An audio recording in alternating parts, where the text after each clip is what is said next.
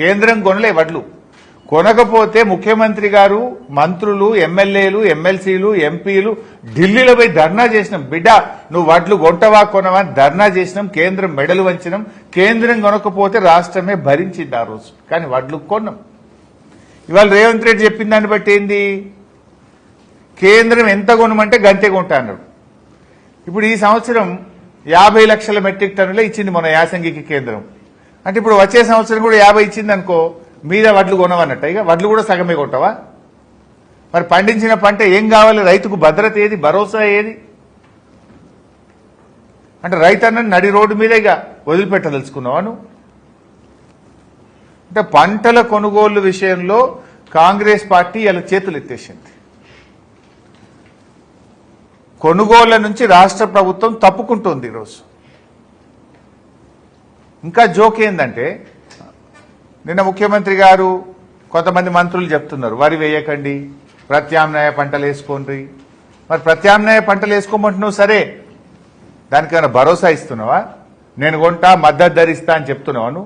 నువ్వే చెప్తివి మక్కలు కొనేది లేదు, జొన్నలు కొనేది లేదు, కేంద్రం కొనమన్నంతనే కొంటా అంటే ఇక కందులు, పెసర్లు, శనగలు ఇవి కూడా రేపు ఆగమే కదా. అంటే ఈ ప్రభుత్వం రైతులను దారుణాతి దారుణంగా మోసం చేసింది. తడిగుడ్డతో రైతుల గొంతు కోసింది ఇలా రేవంత్ రెడ్డి ప్రభుత్వం. ఈ నిర్ణయాన్ని రైతుల మీద మీకేమన్నా వీసమెత్తు ప్రేమ ఉన్నా, నిజంగా మీరు రైతు బిడ్డలైతే తక్షణమే ఈ నిర్ణయాన్ని ఉపసంహరించుకోవాలని చెప్పి ఈరోజు మేము డిమాండ్ చేస్తా ఉన్నాం. పంటల కొనుగోలు చూస్తే ఇట్లా కదా, యూరియా ఇలా కేంద్ర రాష్ట్ర ప్రభుత్వాలు, అటు బీజేపీ ప్రభుత్వం, ఇటు కాంగ్రెస్ ప్రభుత్వం, రెండు ప్రభుత్వాలు కలిసి రైతుల జీవితాలతో చెలగాటమాడుతూ ఉన్నాయి ఈరోజు.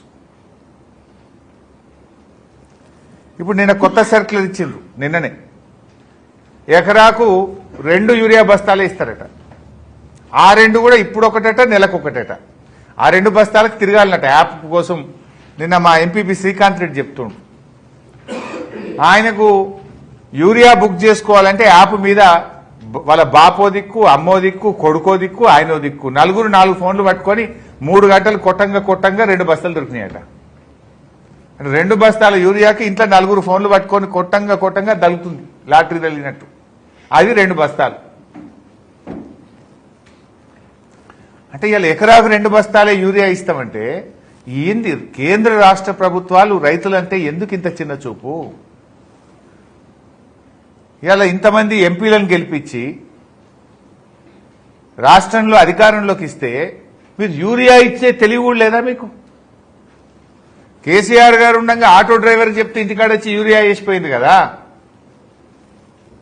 ఇలా 2 బస్తాలే ఇస్తారట.